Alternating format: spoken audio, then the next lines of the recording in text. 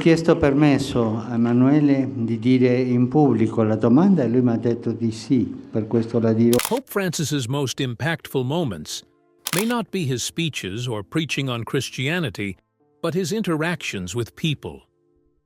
Moving on, issuing a stark warning, the head of the Catholic Church and sovereign of the Vatican City-State has said that the earth will become uninhabitable if there is no concrete action taken on climate change. One of the best ways to show compassion is how a person receives the vulnerability of others seemingly beneath them, especially regarding children.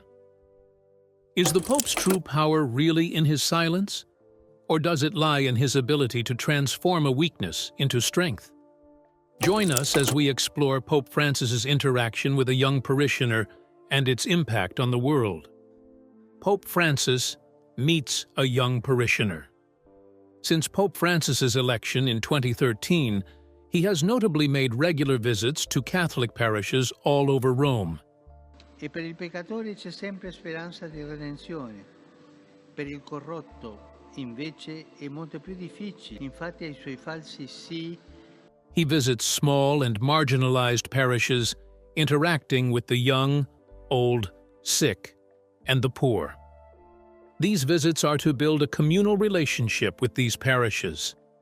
The Pope's visits are usually characterized by masses, catechetical meetings, special prayers, and sometimes even impromptu encounters that can be deeply personal and emotionally charged. This is to engage with the people on a more personal level, bringing the message of the gospel directly to the streets and homes of Rome's diverse population. This is what he considers his pastoral mission, and it is well revered and anticipated by the Catholic community in Rome.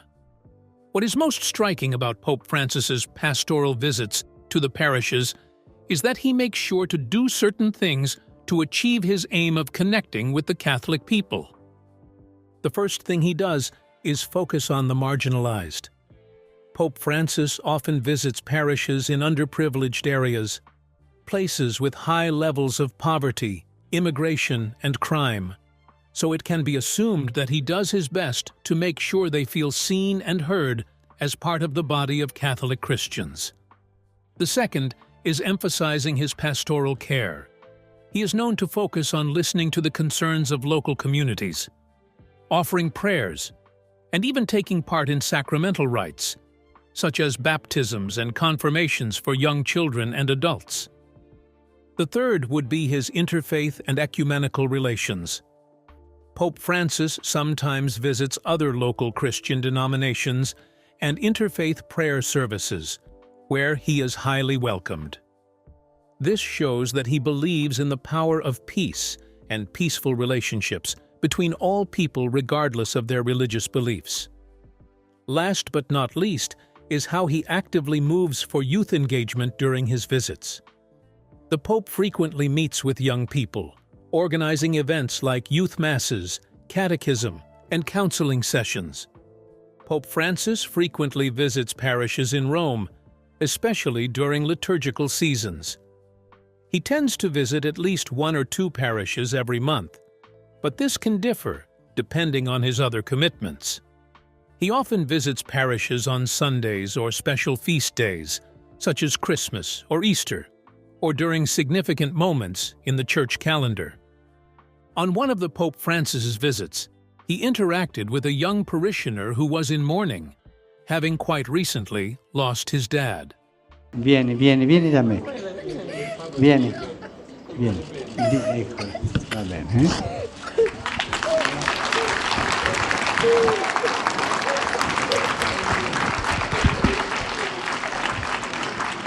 This young child had a question, and Pope Francis's response and the manner in which he comforted the child are our focus. So, what exactly happened between Pope Francis and this young child? A unique chance to inquire. And his selection surprised many. He was never named as a front-runner. Jorge Mario Bergoglio was the Archbishop of Buenos Aires, Argentina. On one of Pope Francis's visits to parishes, he happened to be in the company of young children and adults. The children were given an opportunity to ask the Pope a question on their mind, and were assured of getting answers directly from the Pope, who was seated on the stage. What do you think young children would ask when given what could be a once-in-a-lifetime opportunity to ask Pope Francis any question and have him answer? Well, almost anything. However, one question to the Pope is whether one interaction stands out the most. Emmanuel, a young boy between the ages of 8 and 9, is invited from the audience to ask the Pope the most profound question. It was a thing of joy and probably fright for the young boy to have been invited upstage out of all the people and other children present to ask the Pope his question. The chance to speak directly addressing the Pope, with hundreds or even thousands of eyes watching and patiently waiting for what he has to say. It is expected that any child of Emmanuel's age would be overcome with shyness and stage fright as he was, and what should have been characterized as unreadiness and fear, which would have had the officiator move on to the next, and maybe more confident child, was thankfully seen as what it actually was, a moment of vulnerability. Thankfully, Emmanuel's shyness is not met with reproach or dismissed. The Pope and the other officiators encouraged him to ask his question, and at that moment, it was obvious that he was loved even by people who were only meeting him for the first time. This was the beginning of a beautiful experience for all in attendance, from the Pope to Emmanuel and everyone else in the congregation. At this moment, Emmanuel was already struggling with tears and having trouble speaking his question. The large crowd and how personal his question was would have definitely contributed to his shyness.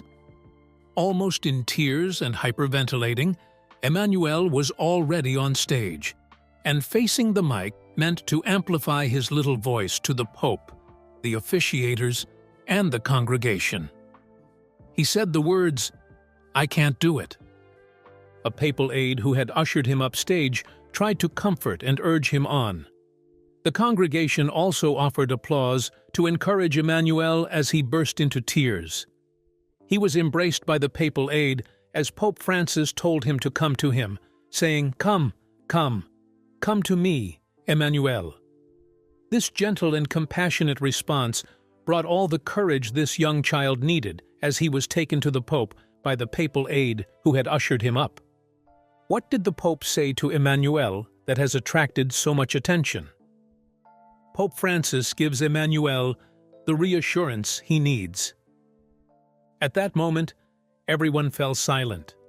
No more than an 8 or 9-year-old boy had been invited to ask a question, but he was frozen with fear. His tiny hands clutched the sides of his shirt and tears welled up in his eyes. He opened his mouth, but no words came. His eyes met Pope Francis's gaze filled with uncertainty, his chest rising and falling as he struggled to speak. There was a moment of tension, a raw sense of vulnerability.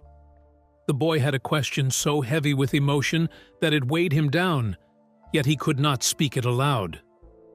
The silence stretched, with Emmanuel breathing fast. Pope Francis, instead of pushing him to speak or continue the program, did something unexpected. He motioned for the boy to come closer. It wasn't a grand gesture, it was simple and quiet, but it spoke volumes. "Come here," Pope Francis said gently, his voice filled with patience. "You don't need to speak to everyone, just tell me your question." The boy, still hesitant, took a few steps forward. In that quiet invitation, the Pope had removed the pressure of the stage, the spotlight, the crowd, and even the microphone to give the boy the needed privacy. There was nothing but the space between the Pope and the child. The boy walked closer, moving toward the safety of the Pope's presence. The distance between them was closing, but it wasn't just physical distance. It was emotional. The boy was no longer alone with his fear and sadness. As the boy leaned in, whispering his question into Pope Francis's ear, it seemed as if the world around them disappeared as everywhere fell silent. The question couldn't be answered in a sound bite or a quick theological explanation. It was a question that went to the heart of human experience, the deep, painful question of loss and salvation. Will my Father, who died an unbeliever, be in heaven? At that moment, it wasn't just the boy's question that was being asked. It was the collective grief of all those who had lost loved ones, the uncertainty of what happens after death, the longing for reassurance that those we love are safe. It just happened to find its way out through Emmanuel on that day. Pope Francis didn't rush to answer and didn't try to immediately provide a theological or doctrinal explanation that the young boy may not even understand. Instead, he simply listened. He allowed the moment to exist. There was no need to fill the space with words. Pope Francis then placed a comforting hand on the boy's shoulder and looked at him with tenderness. Without saying a word, he acknowledged the boy's vulnerability, the weight of his grief. After a brief conversation with Emmanuel, Pope Francis hugged him and urged him to retake his seat. Then, turning to the crowd, Emmanuel took his seat, still wiping the tears from his face. Pope Francis shared the boy's question with them, not as an answer, but as a shared moment of reflection. He had already asked Emmanuel's permission to share his question, to which the young boy obliged. Pope Francis spoke quietly, his voice laced with deep compassion. If only we could cry like Emmanuel when we have pain in our hearts. He cries for his father, who died, and dared to do so because of the love in his heart for his dad. Emmanuel had said to the Pope, "My father died a short time ago. He was an atheist, but he baptized his 4 children. He was a good man. Is Dad in heaven?" The answer the child got would be something of deep Christian beliefs. It was quite the opposite. The Pope answers Emmanuel's question. Pope Francis first comments that it is good that the child can say his father was a good man. Then he asks the congregation, "Do you think that God would be able to leave a man like that far from himself? Do you think that?" Sarebbe capace di lasciarlo lontano da te? Pensate quello? Ma forte, con coraggio. Dio abbandona i suoi figli. Dio abbandona i suoi figli quando sono bravi. The congregation answered in the negative, saying aloud no.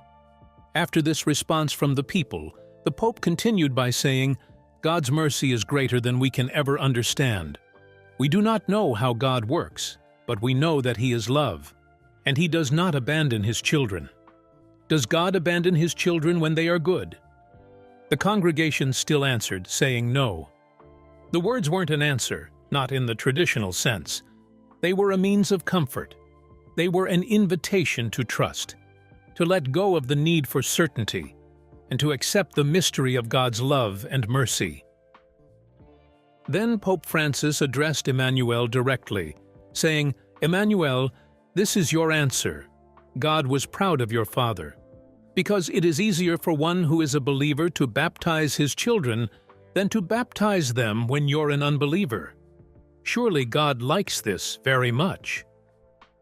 He then went on to encourage the young boy, saying, "Talk to your dad, pray for your dad." He thanked Emmanuel for his courage in asking such a sensitive question, and the congregation gave a warm applause. It wasn't that the boy's question was answered, or whether the answer was right according to theology and Christian beliefs. But what stood out was how the Pope spoke, which made the room feel smaller, more intimate. It wasn't just the words. It was the way he made himself fully present, the way he made the boy feel seen and heard in his deepest moment of need. Pope Francis didn't have all the answers, but in that moment, he offered something more critical: presence, compassion, understanding, and a fatherly hug.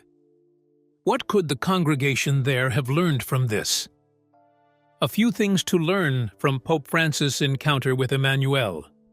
The first was that Pope Francis showed compassion and empathy.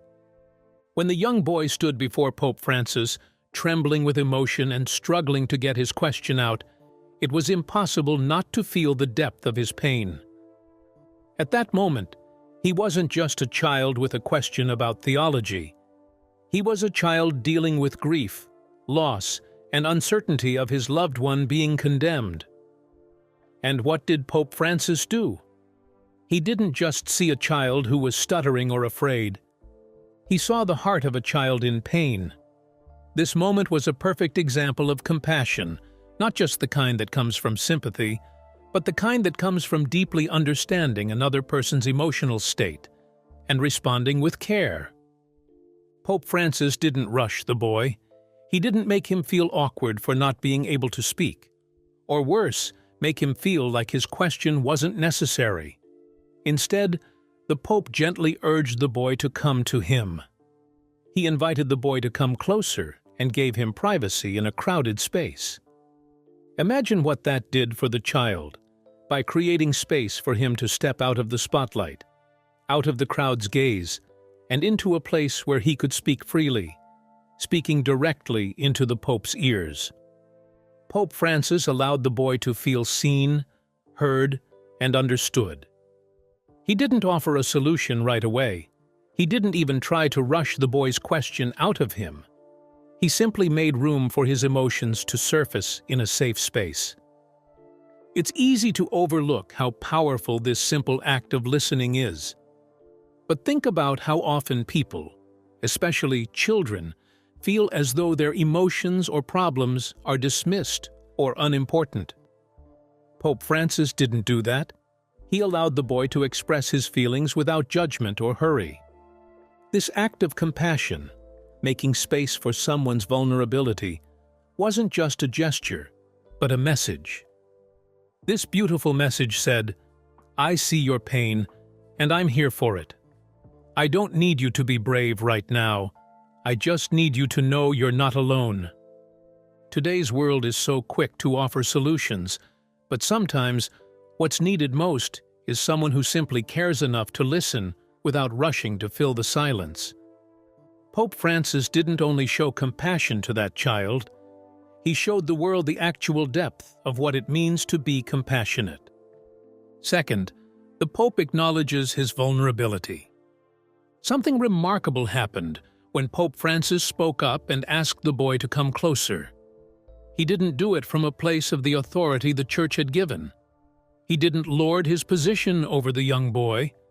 Instead, he called to him like a parent would lovingly call out to their child. He didn't just talk down to the boy from a distance. He made himself emotionally available. And by doing that, he also showed vulnerability. Today's world is quick to associate power with being distant, firm, or untouchable aura. But Pope Francis showed the exact opposite and cemented himself as the perfect example. This moment was about more than just a physical gesture. Yes, the Pope physically lowered himself to the child's level. Still, in doing so, he also demonstrated that even someone with influence and stature can choose to be open, humble, and approachable. And that's a profound lesson for all of us, especially in a world that often prioritizes strength and power over emotional connection. Pope Francis was willing to let go of the usual distance of being a leader. He wasn't too proud to be vulnerable with the boy. He was there to listen, not to lecture. Contrary to popular opinion, vulnerability isn't a sign of weakness. It's a sign of strength. It takes courage to let your guard down, to admit that you don't have all the answers, or to show your feelings. And that's exactly what Pope Francis did. And that was also what Emmanuel did. By showing vulnerability, Pope Francis made it safe for the boy to approach him and share something incredibly personal. This moment spoke volumes without saying a word. By being vulnerable, Pope Francis created a space for connection, honesty, and emotional healing. For anyone watching, this is a powerful reminder that vulnerability isn't something to be ashamed of. It's a tool for deeper connection. Whether in leadership or personal relationships, allowing yourself to be vulnerable fosters trust, compassion, and understanding. Pope Francis showed that true strength lies not in remaining distant, but in allowing others to see your humanity too. Third, Pope Francis was patient. Patience was another key element of Pope Francis's response. As Emmanuel stood there, unsure and unable to voice his question, the Pope didn't rush. The Pope didn't press the child to speak immediately. He didn't try to fill the silence with reassuring words or quick fixes. He simply waited. In this instance, patience wasn't just about waiting for the child to speak. It was about giving the child the space he needed to process his emotions and find the courage to ask his question. This is the opposite of what we have come to learn these days. We want everything now. We want answers, results, and closure. However, Pope Francis demonstrated that sometimes the most powerful thing we can do is give someone time to find their voice. Patience, in this context, wasn't passive. It was active. It was allowing someone else the time they needed to be heard. And that kind of patience is rare but invaluable. For those who watched this moment unfold, it was a lesson in being present. Pope Francis didn't rush the boy because he understood that healing, understanding, and connection don't happen instantly. Sometimes, people need time to gather their thoughts, especially when dealing with something as painful as this boy's grief. For all of us, whether it's in a personal conversation or in a professional setting, we can learn that true patience isn't about enduring silence or waiting for someone to finish. It's about offering the space needed for someone else to be fully heard, with no pressure to hurry through the moment. How can people be more like the Pope when dealing with children or adults in the same situation as Emmanuel? A few ways to be more like Pope Francis. First, offer non-judgmental support. The boy's question about his father's salvation was a deeply personal one. It came from a place of fear, confusion, and enduring the pain of loss at such a young age. And yet, Pope Francis didn't approach it with judgment or a desire to correct the child's understanding of theology. Instead, he responded with kindness and non-judgmental support. He didn't ask the boy why he was concerned about his father's fate, or make him feel guilty for his uncertainty. Instead, he offered reassurance through God's love and mercy. This moment is important because it shows how necessary it is to create a space where people feel they can express their most difficult questions without fear of being judged. The Pope's gentle acceptance of the boy's question wasn't just about the question itself. It was about the recognition that sometimes people ask questions because they are seeking comfort and reassurance, not because they want theological answers. Pope Francis didn't treat the boy's question as something to be corrected. He embraced it as a valid expression of the boy's grief. Pope Francis demonstrated that the best way to support someone in their pain isn't to rush in with answers or solutions, but to listen with an open heart and offer reassurance without judgment. This is a lesson for everyone, not just religious leaders, but anyone who interacts with others. When someone is vulnerable, the most important thing is to offer support, not correction. Second would be to prioritize presence over words. Pope Francis showed us the power of presence. Sometimes, the best way to help someone isn't through words, but through being present. It is possible to stay silent and still make the most impact. Pope Francis didn't immediately answer the boy's question in a theological sense. He didn't give a definitive answer about whether the boy's father would be in heaven. Instead, he focused on being there for the boy in his moment of pain. He listened. He showed empathy. He also made sure to carry the whole congregation along. This was all in an effort to reassure the boy with the message that God's love and mercy are greater than we can understand. For many people, especially in moments of grief or fear, the need isn't for immediate answers. It's for someone who will sit with them in their pain. Pope Francis didn't have all the answers, but by being present, he gave the boy the gift of understanding and connection. And sometimes, That's all that's needed. There's power in simply being present with someone. That simple act can offer more healing than words ever could. What are your thoughts on how Pope Francis addressed the young boy's question? What do you think the Pope should have done differently? Share your thoughts with us in the comments section. Remember to like, share, and subscribe for more. Also, click the next video showing on your screen. You will enjoy it.